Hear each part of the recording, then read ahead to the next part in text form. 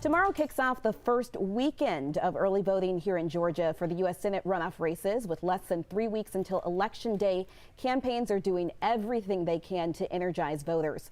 On Monday, both Vice President-elect Kamala Harris and the president's daughter Ivanka Trump are coming to Georgia. Harris campaigning for Democrats John Ossoff and Warnock with events in Suwanee and Columbus, while Trump is trying to help Republican Senators Kelly Loeffler and Perdue hold on to their seats.